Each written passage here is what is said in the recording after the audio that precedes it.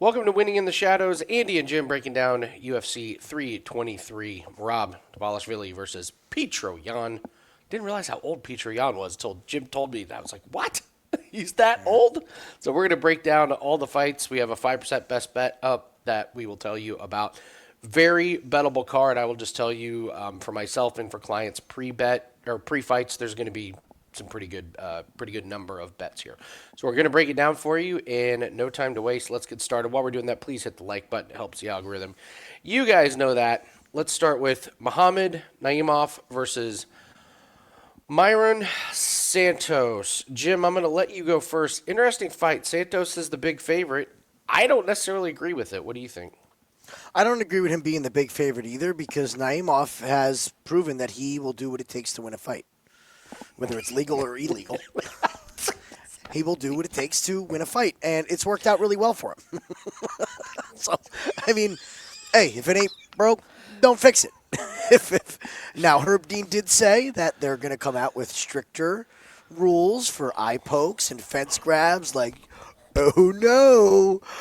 Plus, I don't think that's going into effect immediately. How can they implement it that quick? It'll be a whole lot of debates. The commentary team will talk about it and nothing will get done. But the guy just does what he needs to do to win. He can wrestle. He can strike. I wouldn't say that he is fantastic in either discipline. And then that brings me to Marion Santos. And I feel the same way about him. I don't believe he is fantastic in any facet of MMA. He is very good, okay? But none of his singular skills, I think, are enough to widen him to being this favorite against Naimov. This fight has split decision written all over it. It has first fight of the night, blow your parlays vibe written all over it.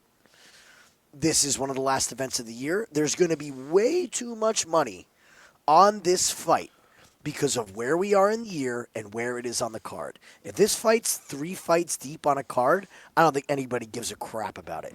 But the fact that it's the first one of the night, I think it's going to be putting a lot of plays that are going to be an issue going forward. It's going to blow a lot of parlays. I am going to pick Naimov because he's just got the track record of winning these close fights. And like I said, the old Eddie Guerrero, lie, cheat, and steal. You know, a little Latino heat. So I'm going to go Naimov by decision. I don't think people are going to be putting Myron Santos in their parlays. You think they are? You think people that short number, first fight? Yeah, the guy openly thought he didn't beat Francis Marshall. It's a terrible look. Beat the ghost of Sadiq Youssef. We did make a nice piece of money off of him knocking out Khan Awfully, who, what do we say, is awfully bad. I'm with you, Santos. Boy, this 16-1. Boy, is this a 16-1 record. You can poke some holes in. Swiss cheese. Yeah, I'm not impressed with the striking. I'm not impressed with his physicality. He's not that tall. Like, he's kind of one of those stockier guys. And Naimov, yeah, he's physical. And, yeah, he will poke you in the eyes, kick you in the balls, grab the fence, especially if the refs don't say anything. Mm-hmm. And that's kind of what he did against Nathaniel Wood. Not kind of. It is what he did against Nathaniel Wood. They continue to not – their big punishment for grabbing the fence is to scream at you. That's literally all they do. Like, what I do in traffic is what the refs do to somebody that grabs a fence. Like, I'm just screaming at the Buick to move over. And listen, this Felipe Lima fight that he loses, okay, it goes down round 3, rear naked choke. We talk about this with him.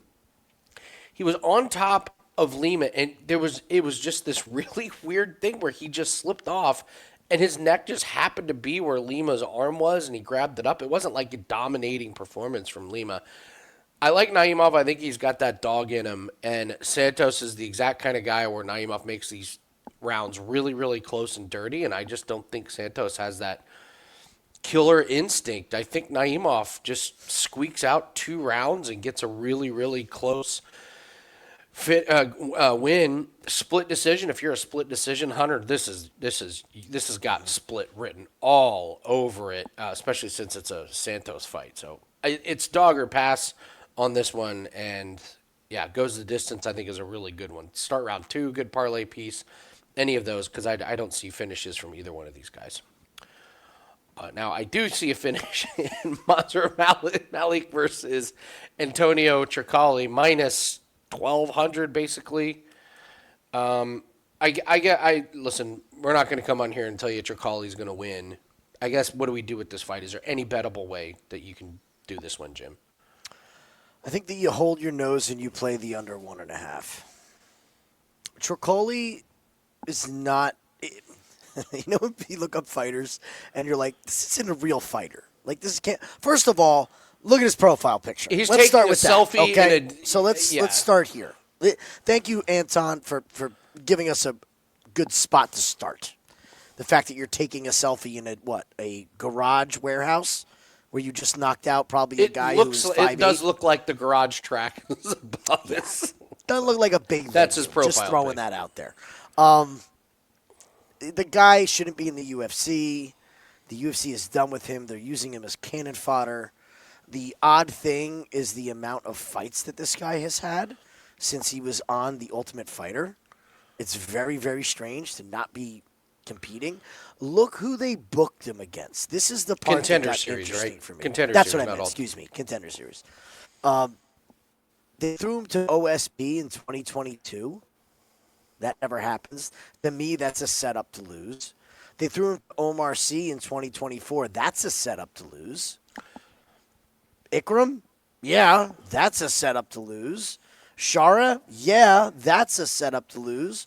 This Tresean Gore fight is really, honestly, the only one I could point to and say, what were they trying to do there? Was it just we had to get guys a fight? Are we trying to get Gore a win? Because it worked.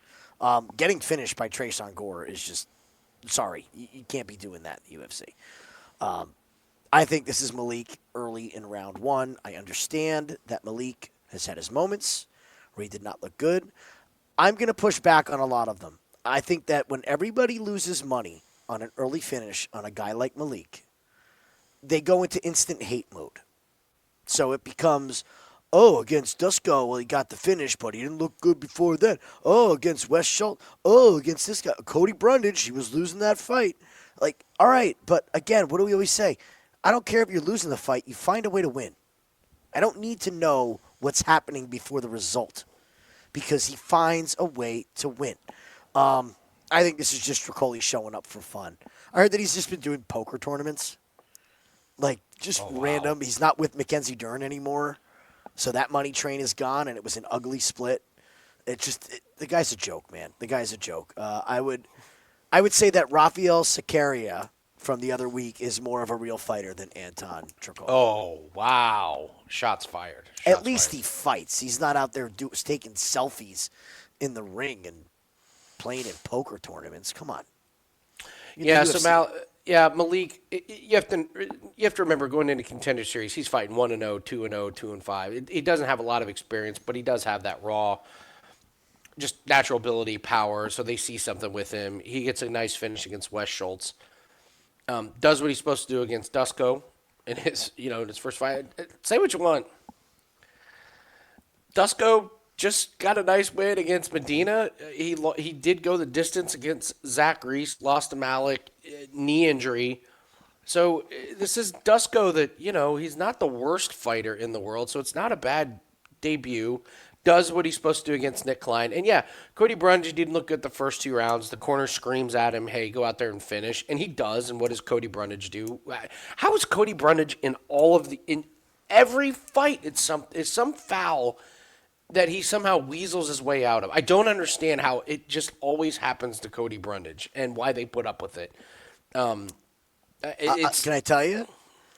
There are guys that are masters at taking penalties. Masters of it.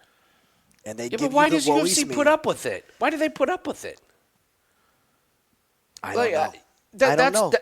I get They're also it, but starving for fighters that are somewhat. I- At least people hate Cody enough to tune into his fight to watch him get knocked out, or hopefully get finished. But there were guys that I used to fight repeatedly on the circuit that they were experts at getting the nut shot. Like expert. You would kick, and they would throw a head kick at like same time and go, be on the ground rolling. As soon as they take a point or call a foul, they're right back up, fine, ready to go. Like, okay, we're playing that game. yeah, it's Brundage. It's just he's one of those guys. He knows where to put his body to get away with it, to where it's not his fault that it was to the back of the head or a headbutt. All right. Well, I'll break down the X's and O's of this one. Brundage, wrestler, grappler, even though I don't think he's that good at it against physical guys. You look at Cody Brundage here. What are we dealing with? A guy who we made great money, lost a split to Eric McConico. We live bet McConico on that. That was nice. Result overturned. Marquez is done. Aslan, here we go. Another no contest. Malkoun wins because he, bitched his way out of there. Like, it's a bad look. I'm with you. It's Malik. I think you can take him round one by finish. Because what we saw from Malik, even though, he didn't look good in the first couple of rounds against Cody Brundage, what we did see is he can finish. And I think he woke up in that third round. So you have Trocoli, who wants nothing to do with being a UFC fighter. And I think the UFC knows that. This is the time of year. Get him out of here. You want to see a list of fighters who UFC's get them out of here? Wait till you see next week's card. Yeah. It's a who's who of get them out of here. So it's Malik. I think you take him by round one finish because I don't think he screws around in this one. I think his corner has him ready. I think his camp has him ready and goes, this is your chance to get a really quick, easy payday. And maybe, just maybe, you might be fighting on the first card in 2026 if you get a really nice finish. If you get a highlight finish, oh yeah, they're going to rebook you real quick. Let's get that payday, kid. So Malik, round one, would be the only way that I could look in this one. I'm going to do the promo real quick here. It's going to be the only promo of the show. I want to get this out of the way. It's a 5% best bet. If you guys have been riding with it in UFC the last few weeks, we've been red hot here, white hot, 8-1. We're finishing the year really, really strong, 62% on 5% best bets, including, I believe, 3 in a row. So if we're hitting over 60% on 5% best bets over the course of a year in a sport, we're very, very happy with that. I do think this is going to be a little bit higher volume. Higher volume is going to be like 3 to 4 plays for clients. You know us, we have 1, maybe 2 client plays. I love this card. Jim loves this card, and normally when we're on the same page that we really like a lot of fights, we're right most of the time. So partner up with us. Get that 5% best bet. You're going to get all of our plays. That's over at wagertalk.com, shortcut wt.buzz/AL. And I will be live for the show. Jim, if he's going to join us, will be late. It's December. It's that time of year, the holiday season. But I will be live. We're gonna cash some more live bets. So. Aslan and our boy, Baraniewski, who we correctly predicted, Jim, underdog, easy cash as he knocks out Muhammad Ali, which, was a good laugh on Contender Series. But I'm just going to go first. I love this Baraniewski guy. He's undersized. He knows it. He's shorter. He knows it. He doesn't have a reach advantage. He knows it. And yet he knows how to get inside. And this is one-shot hitter-quitter power. When he touches you, it is the touch of death. And that's all he needs. And he knows how to get inside. I get it. Has he fought the best level of competition? No. But he's got a shitload of amateur fights. Look at all these amateur fights. So he's no stranger in being in these fights. And look, he's gone the distance. I'm pretty sure some of these were, let's get you some cage time, because once he enters the professional, it's just bang, bang, bang, bang, bang. I like that he's got an arm bar, 2 arm bars to start his career. But Aslan, he's going to be taller. He's going to have the reach. And as weird as it sounds, it may be to his disadvantage, because I think he's going to be slower. And I think Baraniewski's going to be able to sneak inside. I think he's going to get inside Aslan, who doesn't move very well. Aslan put on one of the most horrific performances of the year against Billy Elicana. No volume whatsoever, no energy. Before that, he got submitted by Coulda. And who did you mention that he beat? Rafael Cerqueira, who's one of the worst fighters the UFC has ever seen. And before that, Trocoli, the pleasure man. This is an absolute fraud. Baraniewski was one of our favorites on Contender Series. I have Baraniewski. We always say don't take KO, don't take submission, take inside the distance. For me, it's Baraniewski inside the distance. Under 1.5, whatever. I love this Baraniewski. Don't be surprised if he has a highlight finish. What do you think? Ebo has this really bad habit where against Billy Elicana, he kind of will fight whatever fight that is being brought to him, if that makes sense. And against Billy, he fought the fight that was being brought to him, which was low volume. nothing going on, no hard shots, no major desire to do anything from either guy, to be honest. It was a horrible fight. When he goes in against Coulda, it's a car crash, right? And that ends in a finish. Baraniewski's going to make this a car crash. And Ebo is going to swing back. And he's going to swing back in an exchange where he thinks he can get the better of him because he's really good at being the bully. But he sucks as a nail.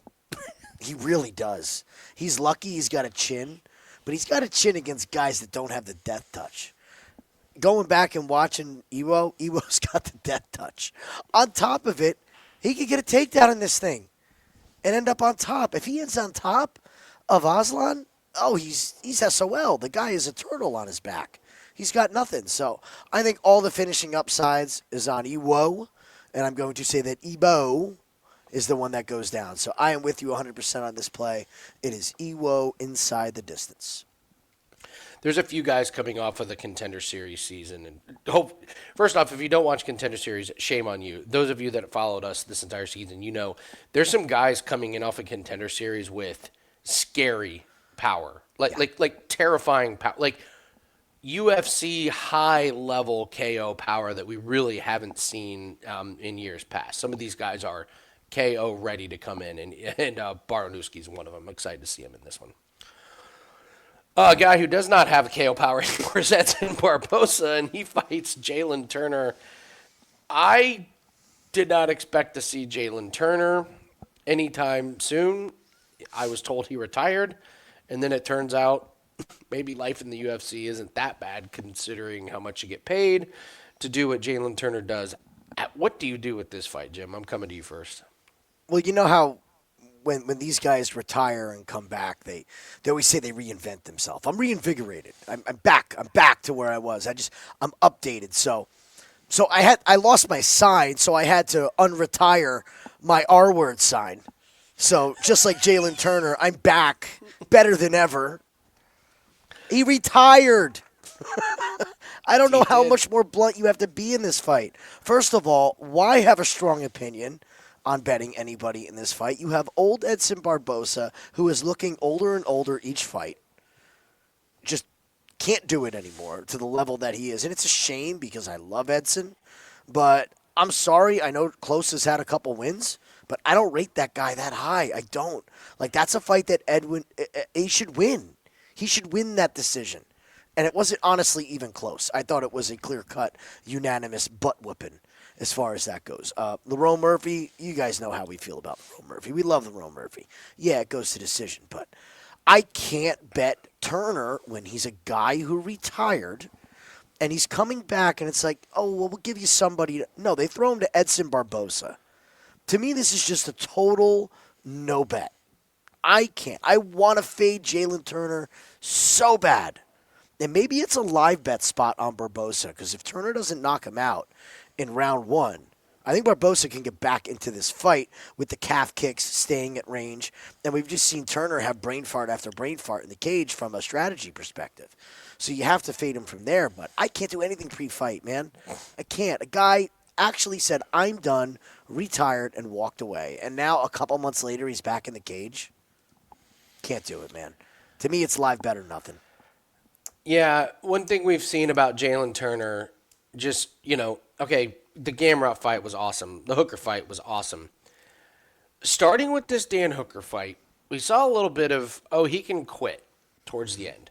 We didn't see it against King Green because he basically took a couple years off of Bobby Green's career with the lack of stoppage there. Against Moicano, we saw the quit. He floors Moicano. He tries to do the walk-off, turns around, and oops, the fight's not over, and then he gets finished. I'm sorry, being ground and pounded out by Moicano is terrible. And then against Bahamondes, he tapped really, really quick. He was not invested in that fight at all. And that was just in March. So he retires. We're not even a year out. And he's, I'll come back. And then he fights Barboza. This is terrifying no matter what side you lie you lie on. So here's what I'm going to do. I'm going to live bet this one and hope that Jalen Turner looks awesome in the first round. And then I start to see, he's got that quit in him. And then maybe the corpse of Barboza comes alive. But, man, he looked so well. And here's the thing.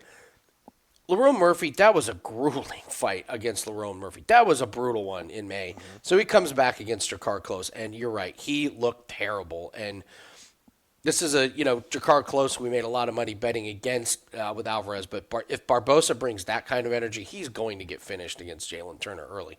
But if he doesn't, Jalen Turner will quit. He will absolutely quit if given the opportunities. And all we need to see is Jalen Turner have that look on his face like, I should have stayed retired and I'm out of here. So it's a no play for me, but I'm just going to wait and live bet. If Turner gets finished early, I missed out. But if Turner looks good, doesn't get the finish, and all of a sudden he gets a little tired, Barboza does have that dog in him. He may be old, but he's not a quitter, and he will keep pushing forward. So no play for me, live bet if I get the chance. Could I say that this is the fight that you're going to know it when you see it? Yeah, that's a good point. If you watch this fight closely, you're going to know the exact moment to bet on Edson Barboza if it gets there.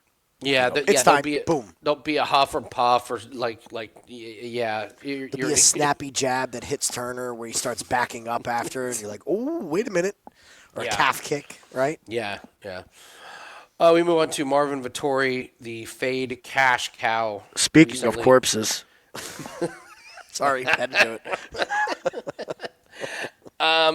We've done very well in betting Marvin Vettori fights recently. Now he gets Bruno Ferreira, and Jim is no fan of Bruno Ferreira, but Jim is a fan of making money when the opportunity presents itself. So what do you make of Marvin Vettori and Bruno Ferreira? It's basically a straight pick 'em. You can take either money line. What do you think? Originally, I looked at this and said, there is no way in hell I'm betting Bruno Ferreira against Marvin Vettori. Now, Marvin is going to be bigger. Bruno's not a big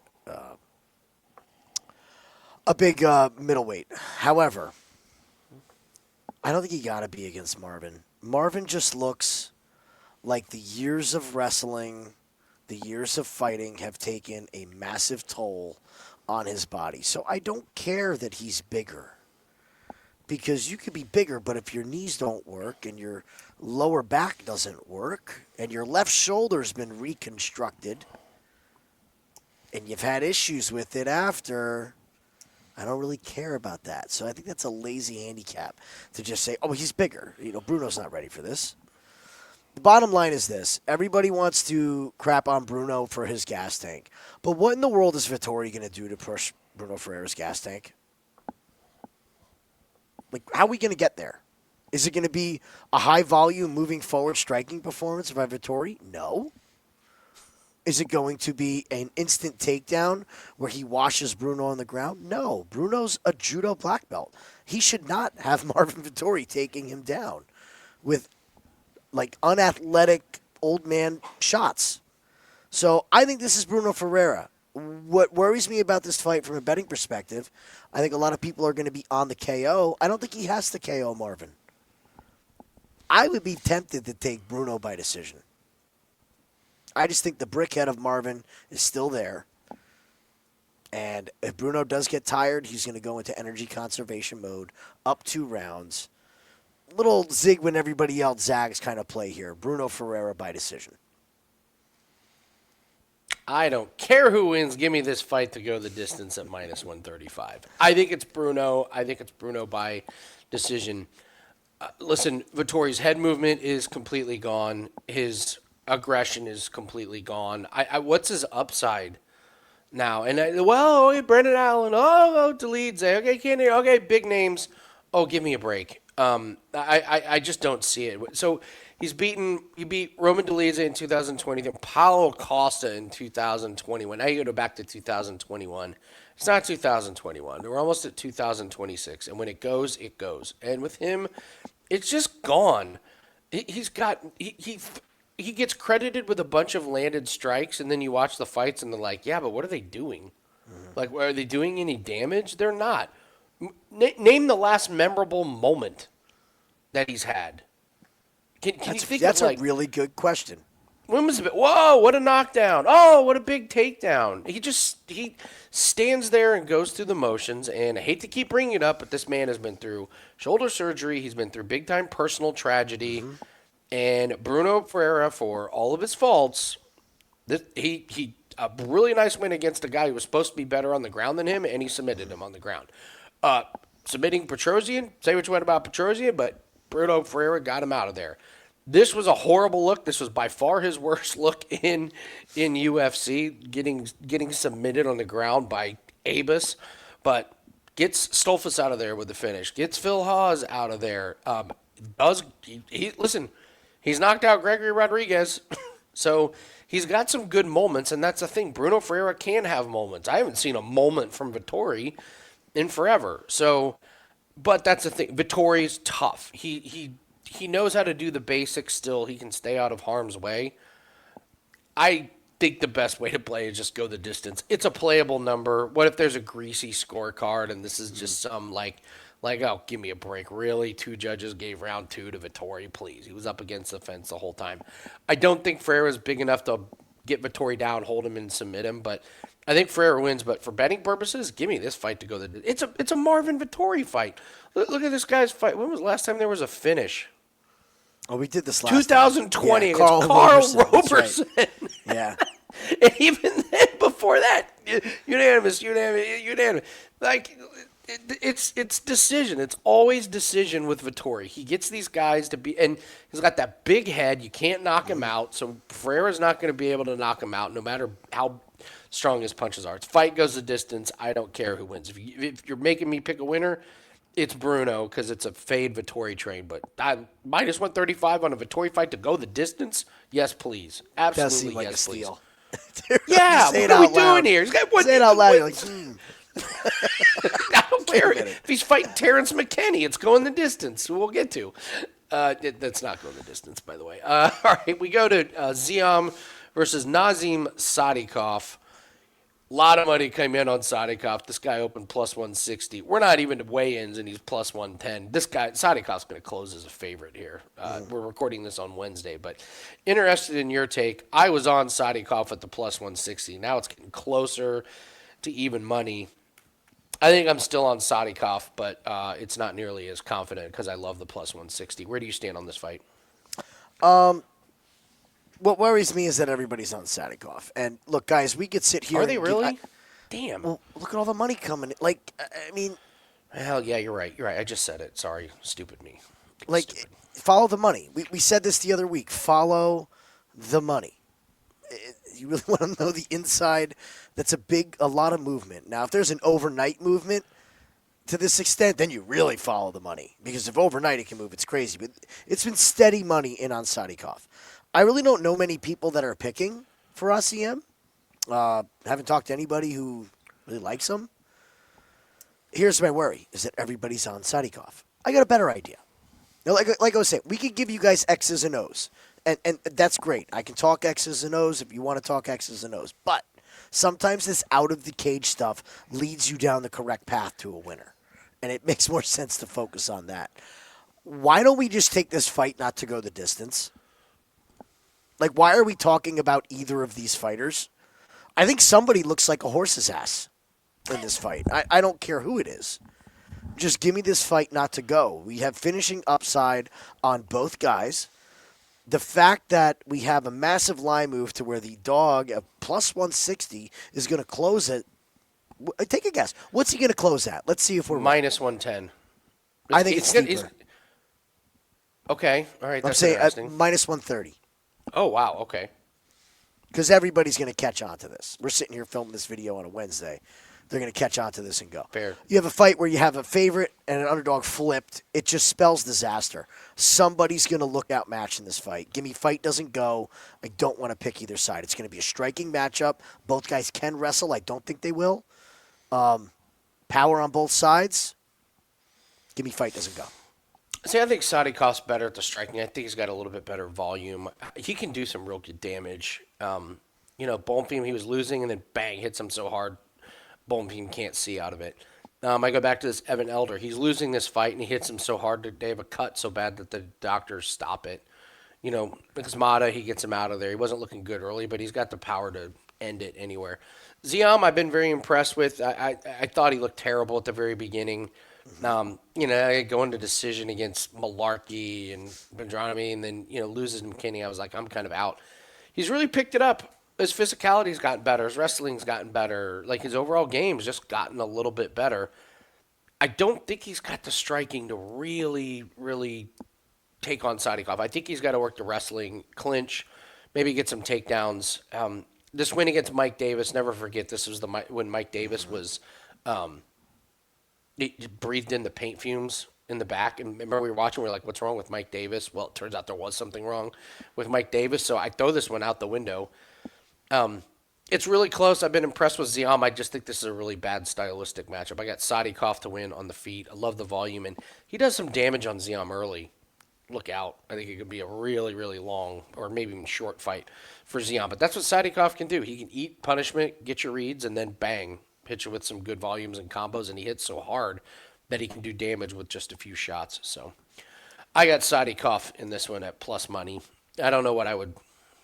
I don't know. I hate that I missed the line move, but he's the pick. So, all right, Macy Barber, Karina Silva. Wow. All right, Jim, you're the Macy Barber whisperer. Coming to you. What do you expect in this fight? Oh God, it's a hard time to be a Macy Barber fan. It's hard living out here for us Macy Barber fans. I'll preface this whole breakdown by saying this: thank God that we did not see Erin Blanchfield against Macy Barber. You guys can all piss and moan and hate her all you want, but the fact is that the girl had a seizure. And we could have seen one of the worst things that could cripple this sport if we had a pretty young lady have to be stretchered out and worked on a pay-per-view on a main event. So I'm glad that fight did not go through because it was the right decision to make. She kind of made it for us by having a seizure. Now, what concerns me, it's not so much that it happened, but this is a pattern with Macy, is that she's kind of becoming one of those fighters. You're like, no, there's always something with this girl. There's always something. And, like, we all have those friends. Like, we have those friends that we love, but it's just like they can't get out of their own way in life. Like, I have one buddy, every time I see him, he's got a new car. What happened? I hit a deer. Okay. What happened? Hit and run. Not my fault. Okay. Why do you have another car? Oh, I got rear-ended. Oh, I got another car. I got stolen in Newark. And I'm like, dude, at some point, you're the problem. It's you. It's you. There's one thing in common. It's you. Just saying. Oh, my God. That's hilarious. That's the feel with Macy. It's like, you're the problem. Something changed in her personality, and you can see it. There was this very young, confident woman who was very dedicated to training and didn't need anything else, didn't need anybody else. Now she's working for this company that does therapeutic crystals or promoting it. She's bounced around gyms. She's got a steady boyfriend. She's got a lot going on. She also had some modifications done that you don't see fighters who want to be champion do. Sorry, Mackenzie. I know Mackenzie she's an exception. Let's forget about Mackenzie. But I really question if she's got the right people in her ear. And I don't think that she does anymore. I want to see her succeed. I don't get it. She's going against Karina Silva, fighting nerds, excellent grappling, poor wrestling. If she can get it down to the grappling, that's great. Her striking has been improved. Love the fact that she went out to fighting nerds. I just can't bet on Macy Barber. I've heard people say that the physicality of Barber is going to be too much. How do we know that? How do we know she can be physical? How do we know she can make weight? Like, there's so many questions on the Barber side. I have to pick Silva. I have to pick Silva at this number. This line is ridiculous. You should never have somebody who had a seizure getting ready for the last fight be minus 185 before a fight. So it's Silva or nothing, in my opinion. Yeah, this win against Barboza, what I remember it by is you and I were doing the live show and we were going, boy, I know Barboza's getting takedowns, but she's doing nothing with it. And Silva's doing more damage on the ground, and the announcers were swearing that Barboza was winning. And then Cormier does this big speech about, hey, this can't happen. It was like, you guys have no idea what you're talking about. Absolutely no idea what you're talking about. I agree that it's Silva. She did not look good against Barboza, but again, what are we getting from Macy Barber? All right, I have a little bit of a conspiracy. I'm just putting the mouse circling around. This does not look like the current Macy Barber. We're just saying. she used to be religious. And we always like poke fun of at how all the winning fighters want to thank God. I don't know. Maybe there's something to it.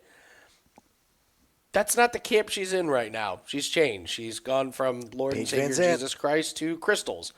I don't know. It's not really my cup of tea. I don't judge. I don't really care. But there has been a shift. And all I know is we got Macy Barber, who hasn't been able to fight Erin Blanchfield. She hasn't been able to fight Rose Namajunas. So we're creeping up here on almost 2 years before we've seen her. And who did she fight? Caitlin Zarbonera? Come on. Yeah. So Barber physicality, maybe.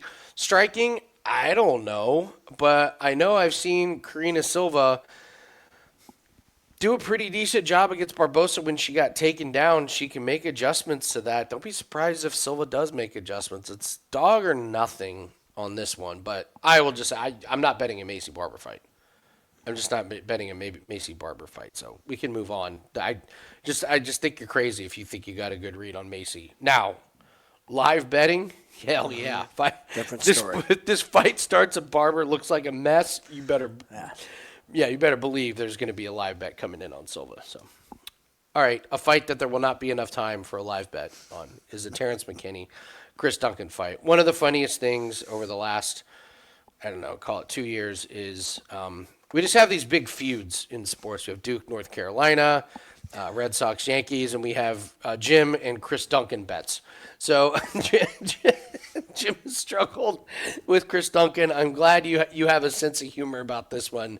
So I'm coming to you first. You've really struggled with picking Chris Duncan fights. How do you break this one down? I can have a sense of humor because I learned after the first two, like, I maybe should put less units on a Chris Duncan fight than I normally would. And you're going to laugh where I'm going with this.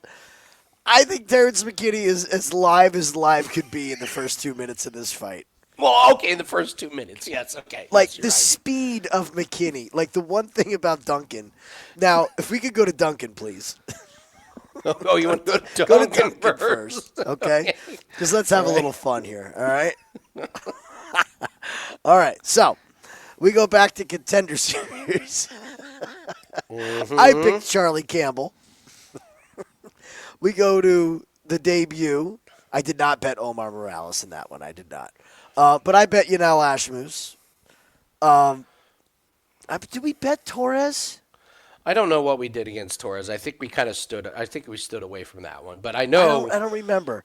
I know what we did against Oki. Oki. Not good for me. I know I bet Vichenik really big. That was not good for me. And last time when he fight Rebecca, what did I say? You can go back and clip the video if you want, folks. I am not getting in front of Chris Duncan anymore. So even though I think McKinney is live in the first 2 minutes of this fight, I'm not betting Terrence McKinney. It's Duncan or nothing. It's Duncan by finish or nothing. I would even venture to say that it's going to be Duncan by sub. I think he's going to hurt McKinney. McKinney's going to look for a way out. And what do I always say when people are looking for a way out? They stick their neck in places it doesn't belong. And they tap. That's it. So give me Duncan by submission late round one. All right. Yes, we all know the deal with Terrence McKinney. He's kill or be killed. He has no cardio outside of the first round. I mean, round one. It's pretty wild. So McKinney's going to make this a car crash very, very early, and it's Chris Duncan's job to survive 2 minutes. That's all he has to do. I'm with you that Duncan by submission is a really good play here. His last two finishes have been by guillotine, and yeah, that's kind of been the recipe. Oki stuck his neck where it shouldn't be. Duncan snapped it up real quick. Jordan Vicente, boy, what a bed shitter that was. Stuck his neck where it shouldn't have been. Duncan makes quick work of him in the second round. So, yeah, I like Duncan's trajectory. I think he's gotten better as his career's gone on. And take the under 1.5. It's as a parlay piece. It's hugely juiced. Get it. But, yeah, it's Duncan or nothing. I'm kind of all aboard the Duncan train, especially when you're given when he's given guys who will make it a car crash, who will go for finishes, who are not going to just, be these, deep thinkers about how the game plan's going to go. They just get in it. I mean, even go back to this Contender Series fight. This is what was our introduction. He's getting killed by Charlie Campbell. He's one shot away from the ref calling the fight, And he just turns around and smokes Charlie Campbell on his last leg. And Campbell's out before he hits the mat. It was insane. I mean, it's only 143. Go watch it. That tells you everything you need to know about I watched it right Chris before we Duncan. did this. You're 100% right. His eyes are crossed before he hits the ground. And then the two follow-ups from Duncan just put him into orbit. It's everything you need to know about Chris Duncan. Leaves himself open, gets hit, tough as nails, finishing no matter what time of fight it is. So, yeah, Chris Duncan or nothing on that one. All right, move on. Okay, talk about a clash with styles here. Grant Dawson against Manuel Torres. What do you make of this fight? Let the Grant Dawson hate begin. I heard I would rather... the things that people said they would rather do than watch a Grant Dawson fight this week are laughable. Oh. I love Grant Dawson. I don't watch Grant Dawson because his fights are going to be exciting. I watch Grant Dawson fights because I know what I'm going to get. And you show me, besides who, maybe Pantoja, that has a better back control game than Grant Dawson in UFC? Like, is there anybody? Rosas Jr., maybe? No, he's not there yet. Like, when he locks in the triangle, you're not going anywhere. You are spending the rest of that round, unless he unlocks it, right where he wants you. And I love that he knows who he is. You know what you're going to get. I don't want him to become a striker. Yeah, you got to play around with it. You got to get a little bit better. But this is a guy who has said, I don't care what the fans think. I don't care what anybody thinks. If I keep winning, I become what? Undeniable. He's like Thanos. He's inevitable. He's just going to get there if he keeps winning. Okay, 23-2.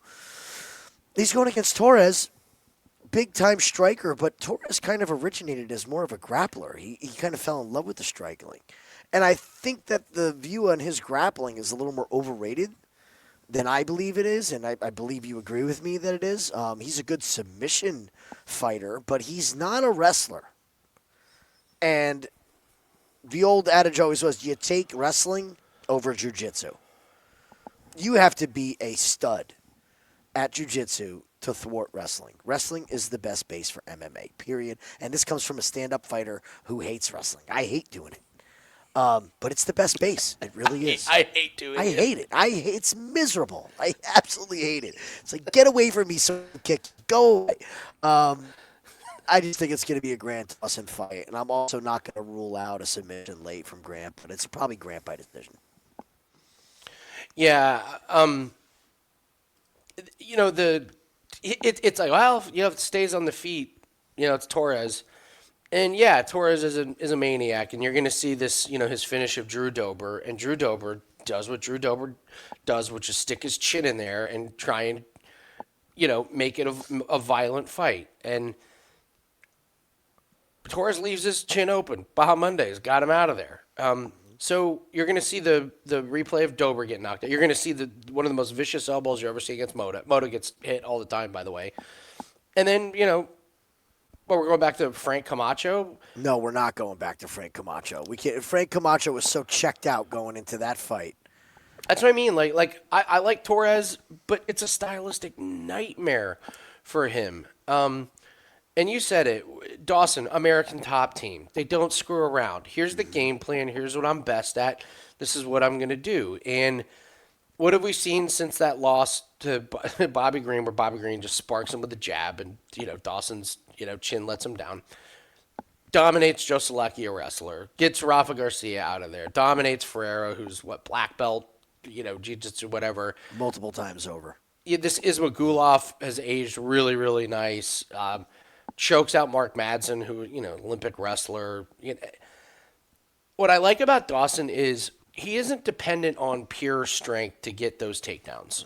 When he shoots, he gets a single leg, and as soon as he gets a single leg, it's all technique, and he doesn't put his head in those really go back and watch that Drew Dober fight. So Drew Dober tries to go for a single leg, and he puts his head, literally right next to the thigh of Torres, so Torres can just smash his head in. That is not what Dawson does. Dawson gets the single leg, moves his head around, and he just uses a really good technique to get you down. It's not pick you up and, pure muscle. It's it's beautiful technique. I enjoy watching him.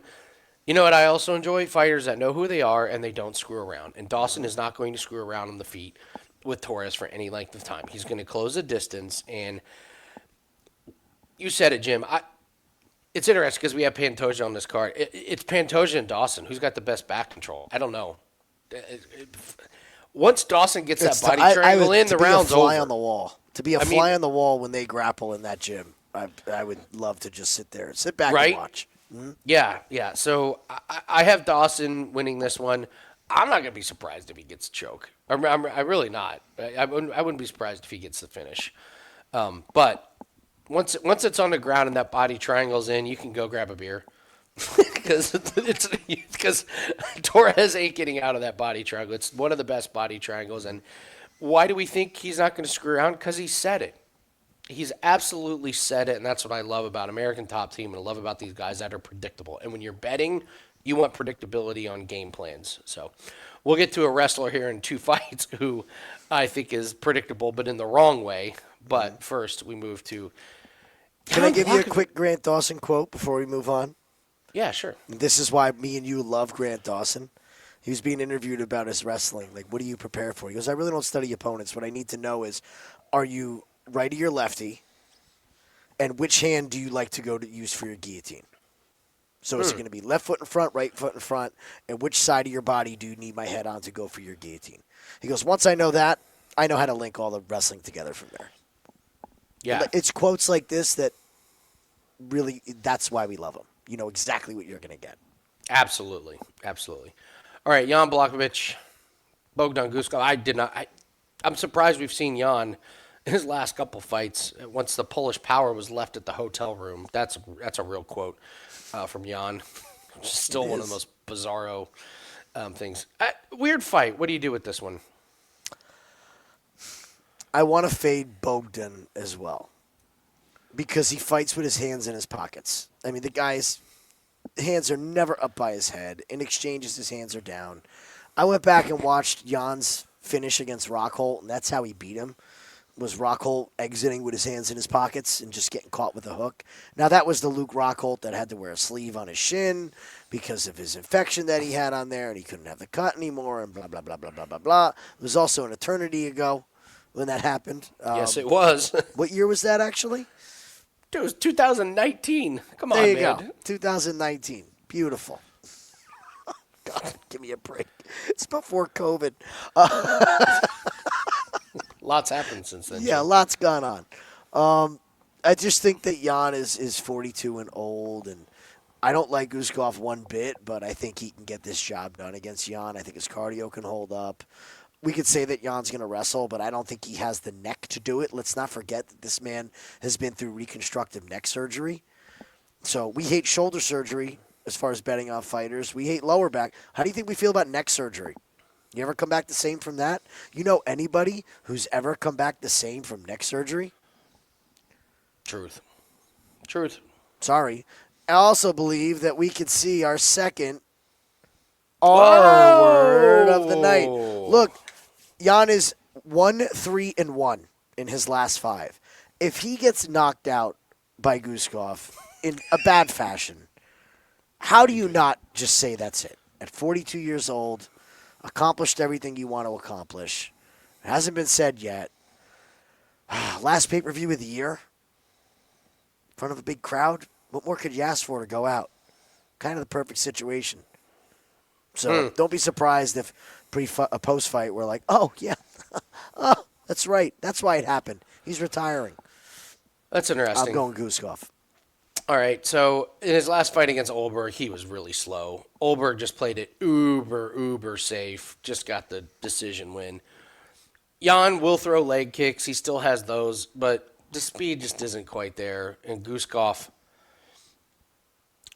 this was such a big win for me in his debut against Ozdemir.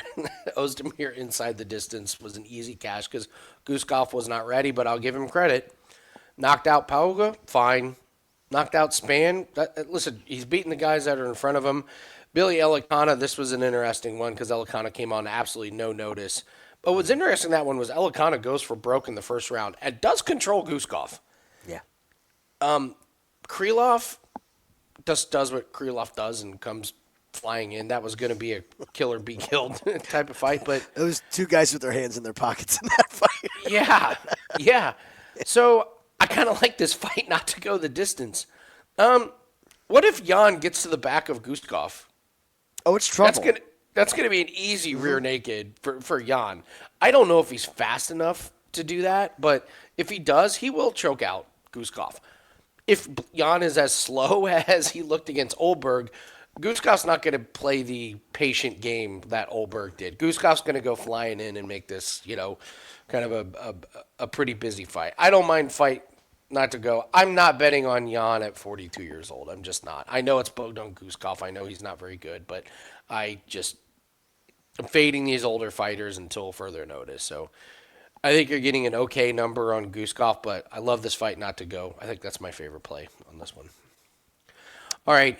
You want to get your little sign out there, Jim? This one's confirmed. This everybody. is a confirmed. Confirmed. We have an R-word retirement fight, Henry Cejudo versus Peyton Talbott. You go first because I know where I stand on this fight. It's not even just that Cejudo is retiring. It's also that Santino DeFranco is retiring. Now, I don't know if he's retiring from just cornering fighters, going through training camps. I would assume he's going to retain his gym and maybe just run the gym. Maybe he's selling it. I don't know. But this is essentially the last ride for this team with Henry. It's just a bad situation, guys. It really is. Henry's probably really expensive for the UFC. Hence why we're on the main card for him. I mean, you got to put Henry on the main card. I think this is one last payday just to get paid and build up Peyton Talbott. I don't want to do the whole suspicion thing, okay, about fixed fights and all this stuff. But is this Henry doing the UFC a favor and getting paid well to do it? Like the WWE, where when a wrestler's retiring, they have to get over the next Yeah. guy. It's kind of an unsaid rule. Yeah, like just so everybody knows, John Cena is going to lose his last match. So if you have lines on that, yeah, you bet John Cena will lose. It's what they do. So It's a rite of passage. Like they It take is. pride in it. Like they Yes. take pride in losing their retirement fight. You lose on your way out to build up the younger talent. It just, I know Talbot has his flaws, but I think he learned a lot from that. And there's no way this kid hasn't been just drilling his wrestling. Now, I'm going to segue this right to you. You guys can already tell where my pick is. It's Talbot. But when it comes to the wrestling, I would like to go directly to you because you have a theory about Henry Cejudo's wrestling. Yeah, when these guys give up their wrestling, that's it. It doesn't come back. It's the wear and tear on the body for wrestlers. You just see it where they're like, I'm not wrestling anymore. And they don't. And it's the Bo Nichols, it's the Carl Williams, it's any fighter that gets older. Their back can't handle it. Their knees can't handle it. Their whatever can't handle it. And Henry Cejudo, I mean, let's face it, he's out for a while. He comes back, and he almost beat Sterling with the wrestling. Wrestling looked great. You were like, oh, my God, Cejudo's back. And then foolishly takes on Merab. It's silly. And then, fights Yadong Song, and it's just not going well. And in the fight against Yadong, he's not wrestling anymore. I knew it. That's when I knew it was over. It's just too much for him to get the wrestling going. So let's say he does want to wrestle. Now you have to get through a massive, massive reach and height disadvantage. Can you do it against Peyton Talbot? Yeah, Barcelos did. But then Peyton Talbot comes back and is serviceable against Felipe Lima. So you've got a Henry Cejudo who doesn't look like he wants to wrestle anymore, who's kind of turned into a striker. And if he wants to be a striker, this ain't going to go well at all for him. That's not Henry Cejudo's game. And Talbot's length, the jabs are going to be there. And I can see Cejudo getting really frustrated. And if you're not going to try and wrestle against, Yadong, I'm not sure how it's going to look when you try and get back to the wrestling against Peyton Talbot. But moving forward, when I see a guy who is known as a wrestler and the second he starts to get away from the wrestling, I'm immediately betting against it because that's where you made your money. And I just haven't seen too many guys that have turned from a wrestler into a really successful striker. There's one that's going on right now. It's Kyle Barallo. He's kind of the exception to the rule, and I'm sorry, Kyle Barallo is not exactly the most dynamic striker you've ever seen in the world. Look at his last fight. So when your career is built on wrestling, and then you're just like, I can't do it anymore. I'm not going to do it anymore. And now just because I'm a UFC fighter means I can strike. No, it doesn't. So I think Kyle Barallo's got problems coming up if he wants to win a title, and I really think Henry Cejudo's got real problems in this one. And then I hear the retirement, and I go, yeah, why would you want to try and wrestle in your retirement fight? Fuck that. That's a great point, actually, too. Yeah. I didn't even think of that one. Yeah. Maybe if I wanted to move up the rankings, I might go for it. But no, I'm not putting my body through any more wear and tear.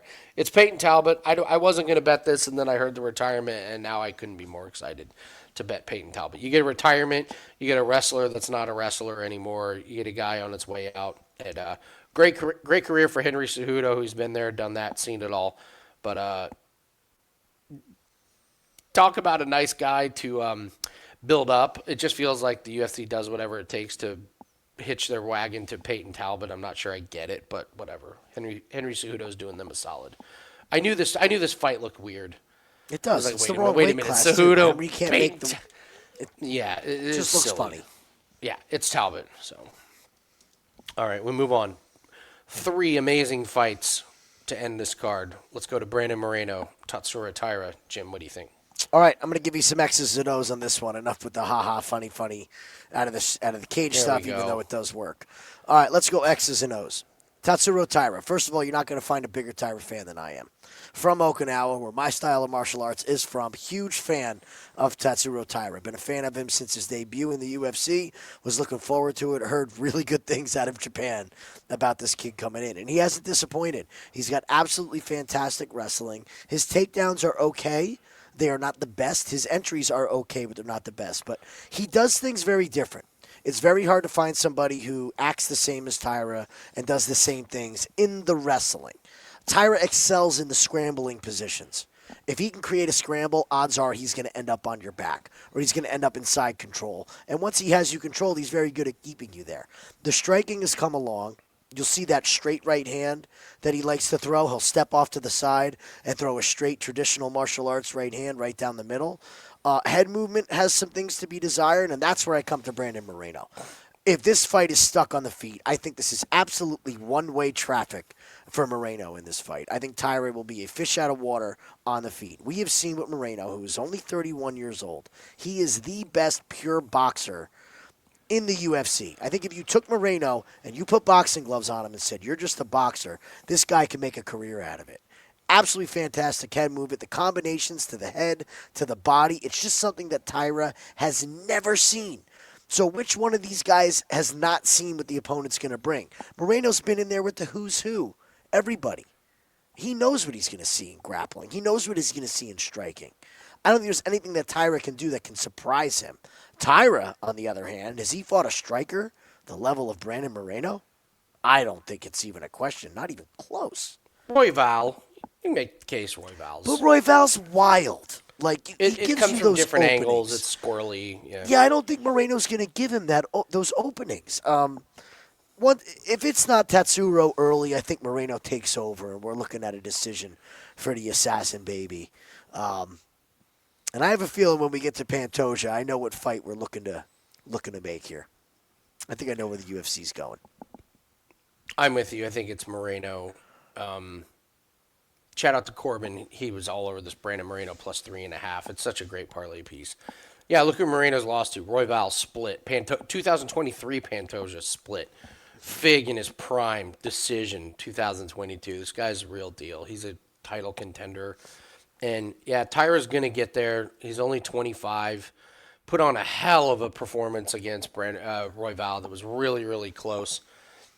Showed that the fluke, the Alex Perez thing kind of, wasn't that much of a fluke.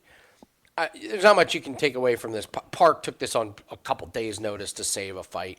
Taira was actually pretty nice Let him get to Very nice. round 2. And your X's and O's are completely right. Taira's got a few more modifications to make before he's a true title contender. I think Pantoja gets through him. I think Moreno ends up getting through him as well. And that's the thing. Moreno's good on the ground. It's not like if Taira gets into the ground, it's not like Moreno's going to go, I'll pull guard and not know what to do.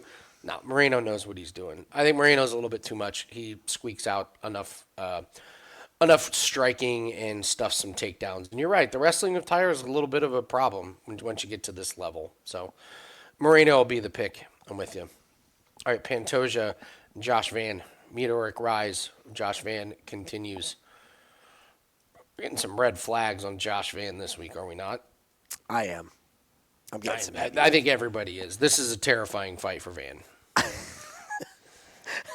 When you see the name Pantoja across from you, if we could go to Pantoja for a second, I'll tell you guys the exact moment where myself and Andy went, oh shit, this guy's coming for the title.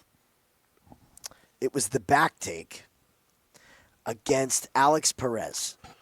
If you go back and watch that fight, the way in which this man climbed another human and locked in a choke was as close to an anaconda crushing its prey that I have ever seen. It was effortless. And that was the moment for me where it was like, if he puts it all together, there's nobody that can hang with this grappling. Like, it is just, no pun intended, constricting. It is. It's smothering. It's nonstop. He can do it for 5 rounds. He's another one of these guys that when it's on the feet, he looks like he's ready to keel over. And then the second it hits the mat, you're like, oh, he's fine. Like, he's got plenty in it. He can do this for, 50 minutes. He's fine. We're good. He's just been making things look almost easy. And, like, there's these moments in the fights where you're like, oh, I don't know. And then you just remember, you watching it round 3, round 4, round 5. He gets the takedown. He gets the controls 80% of the round. And it just books the round for Pantoja. I don't think he's slowing down. I don't think this is the time.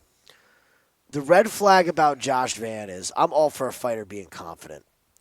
But in watching the interviews and watching Embedded and anything that I can get my hands on about what Josh Van's doing, there's confidence and then there's reckless young man confidence. And this is reckless young man confidence. Now, if he pulls it off, dude, more power to you. Love Josh Van. Huge fan of Josh Van. But I think all this activity, all these fights in a row, and the way in which he's winning have gotten to his head a little bit that he's not concerned enough for the task ahead. What's going to happen in round 4 when Pantoja gets that takedown? Round 3. He's never experienced this. And I know I'm a bit of a broken record here, but, like, these young guys need to go through the struggle. You have to pay your dues to get better at martial arts. You need an ass kicking. There's a famous quote, everybody needs a good ass kicking, right? Sorry, Josh. You just need a good ass kicking from a champion to know where you have to take your level. And he'll get there someday. I do believe he'll be champion, but it's not against Pantoja. Don't rule out the sub. I would say Pantoja by decision. I'm taking fight not to go. Whoa. Fight not to go. Okay. Minus 150. But here's the problem with this division is they just don't have enough people to fight Pantoja. So anytime anybody looks halfway decent, they're like, yeah, you're a title contender. Steve Erceg almost beat Pantoja, but didn't. Then they bring in Kai Asakura, which Pantoja basically took as a slap in the face, and he came out in the best shape like I've seen him in a while and absolutely murdered him. And then this fight against Kai France was a joke. Kai France didn't stand a chance. Kai France got knockout power. Okay, all right, whatever. Hard to knock people out when you're on your back. Yeah, so here's why I want fight not to go the distance. You said it. Pantoja. He can get tired on the feet. But I think he can get takedowns because that's what he does. But remember this Josh Van Sciura fight. Sierra shot a million takedowns, and Van was stuffing a lot, and we were just like, my God, this is just impressive. His takedown defense. I'm not saying that Sierra is even in the same ballpark as Pantoja, but what if Van can make it tough for Pantoja early? If this gets out of the third round and Van still has some cardio and Pantoja can't get this on the ground, I think Pantoja's in deep shit. I think he's in real deep shit. I think it's Pantoja early, but if Van's got the cardio and he's got the feet cardio. That's the thing. Pantoja does not have the on the feet cardio. I could see Pantoja almost getting subs early in the round, working too hard, doesn't quite get it, and all of a sudden Van is there, like knocking him into next week in rounds 4, maybe rounds 5. I do think Pantoja wins, but I just don't see this fight going to the distance. Because if Pantoja gets him on the ground, grabs that back take, yeah, he's subbing Van. But if he doesn't get it out of there, I'm not sure the takedowns are going to be there in rounds 4 or 5. And on the feet in rounds 4 and 5, I think it's Van all day long. So live bets are there, but for me, I'm just going to take it not to go the distance. Someone gets the finish in here. Pantoja's day is coming, man. He's Father Time, dude. He's 30. He's 35. We've seen some little chinks in the armor. And when it happens, it's going to happen real quick. And it's a small chance it could happen. But what if this is the fight where he can't get the finish and he gets knocked out around 4 or 5 and we're like, oh, it's over. Pantoja's run is over. He can't get the takedown and he can't strike. Done. So I'll just take it not to go the distance. Play it safe there. This is why I want Moreno to win, because I think either of this matchup against Moreno is an awesome fight. I would gladly see Pantoja and Moreno again. Oh, 100%. Moreno against Van, I am in. Yeah, I am that'll be in a on great that fight. fight. That'll be a killer great fight. All right, we move on to the main event. Merab Dvalishvili and Petr Yan. Then we're going to do our parlay buster and woulda, coulda, shoulda. Reminder: 5% best bet is up. Get all of our plays that we have for UFC 323. 8-1 run in UFC. Partner up with us and join us live on Saturday when we watch the fights here on the Winning in the Shadows YouTube channel. Let's cash some bets, and I don't know why Merab isn't minus 1,500. Jim, I don't know. Why? What are we doing with Merab still at minus 400, minus 500? I'll just, cat's out of the bag. Petr Yan, when you were like, do you realize how old Petr Yan is? And I was like, what is he, like 35? Well, he's 32. Mileage is the problem. It's a lot of mileage, man. Like you said, it's a lot of mileage. A lot of injuries. There's been injuries, and this is one of the biggest woulda, coulda, shoulda's It's career. heartbreaking. It really is. It's upsetting. The illegal knee changes his entire career. This is a guy that beat Corey Sandhagen and then uses a split, and then he fights Merab, beats Song, an incredible fight. But it's like, is he moving down? Why is he fighting Marcus McGee? Yeah. That was an easy cash on Petr Yan. But how do you go from Marcus McGee to Merab? It's the same thing as Pantoja. They don't have anyone left to fight Merab. And I've heard this narrative about why doesn't Merab move weight divisions? Why? Why would you move weight divisions when you can wreck anybody coming your way? I have Merab in dominant fashion. I don't know what's changed in the first fight when Merab dominated him. I don't know what's changed. You tell me yet. You tell me, Jim. I'll tell you what's changed. And it doesn't bode well for Merab's better. Young. Yeah, Merab's better. Yeah, his striking's better. It's actually becoming striking. He's fighting smarter. He's not just a meathead throwing his body at fighters. The injuries, the long career of Yan are catching up to him. I was big on Yan against Marcus McGee. Yeah, we both were. Loved it. And we were didn't good. Get it. Like, we were right. We were proven right. But I will say this. I didn't come out of that fight looking at Yan and saying, wow, he's ready for a title shot again. I saw a diminished, was not what he used to be. Still good, but not what he used to be. And instantly thought that's going to be an issue. When we first talked about this fight, I was like, I don't know. I really don't feel Merab. And then I remembered and went back and watched the Marcus McGee fight and said, oh, yeah, that's right. That's why we said it. Meanwhile, we have Merab, who's just turning the dial up. He's like Spinal Tap. His amp goes to 11. Yeah, it's the opposite of Yan. He's just turning it up and cranking it up and cranking it up.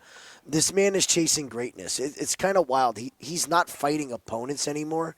He's fighting himself and Father Time. That's it. He wants to be the best ever. He wants to set the record for title fights and title defenses. And he's going to. And he's going to add to it. At some point, the wheels are going to fall off. But I don't think it's anytime soon. He trains like no other. I actually went and watched Dominic Cruz and TJ Dillashaw's podcast the other day. Two people that I'm not a fan of, but they're very, very smart when it comes to fighting. And they said that Merab is that circle back to where he's an old school fighter competing in modern MMA, and nobody is prepared for the fact that his cardio is just unstoppable. So you have to kill him in round 1 or 2, or you're shit out of luck.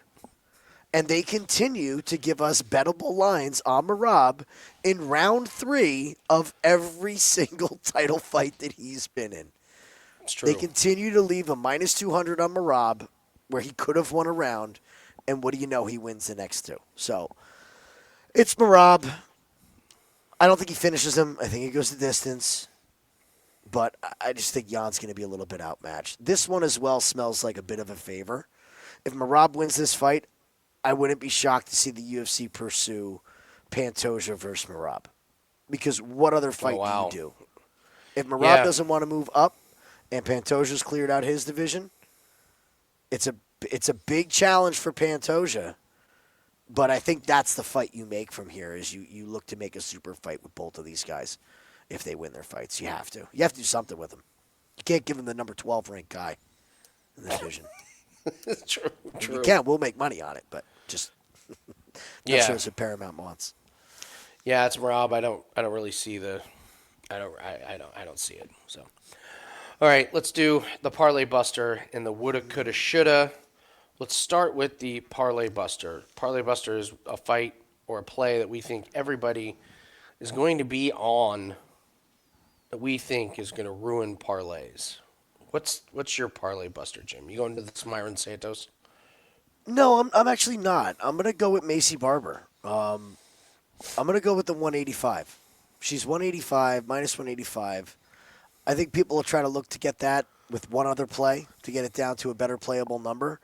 And I don't know how you could possibly parlay somebody coming off the injury issues at Macy Barber and the bad headspace. So she is a popular one to bet. People love to bet on her. And it's in that parlayable range. 2 fights get you a playable play. Okay. All right. I am going to take, as the Parlay Buster, Merab by decision. I think Merab finishes Yan. Okay. Do you realize Yan lost a round against Marcus McGee in a 3-round fight? I think Merab melts him and gets the finish in rounds 4 or 5, and I think everyone's going to be left holding a Merab by decision ticket as a loser. So I'm not taking this fight to go the distance. I know it's what Merab does, but this guy finished O'Malley, and I think he can finish Yan. I think this guy 50-45'd him and got better. So how do you improve it? You get the finish. So give me Merab ends up inside the distance, ruining a bunch of tickets. So that's a great take by you. All right. Finished O'Malley the second time. Great job. Yeah. All right. Woulda, coulda, shoulda. You can stay right on. You can stay right on this screen. I'm sure I could scroll down and I can look at a bunch of other ones and find. Brandon Moreno at plus money against Taira. Ooh. I can't ignore it. I just can't ignore it. I'll probably be betting it. I will be betting it personally at plus money before it flips because I believe it will flip. But we could be sitting back there going, just like, again, this is a guy who's went to war with the best of the best, and we passed on a plus money ticket against a 25-year-old It's really good. taking his biggest step up in his career. Fought nobody even close to the level of Moreno. It's really good. I'm going to go Bruno Ferreira. We're sitting here going, my God, we've been fading Vetorri for years. The guy doesn't have any big moments. He doesn't have any upside. Why is this a pick'em? The guy just loses decisions. So I'll take Bruno Ferreira by decision as the woulda, coulda, shoulda. Vetorri has won fight's gone the distance every time except one. That was against Carl Roberson years ago. So Bruno Ferreira by decision will be my woulda, coulda, shoulda. So. All right, guys. Thanks so much for joining us. Make sure you hit the like button and leave us a comment. Tell us if you agree, disagree with anything. Tell us what your best bet is on the card. But more importantly, join us on that 5%. Let's cash some big tickets this week. Thank you so much for joining us.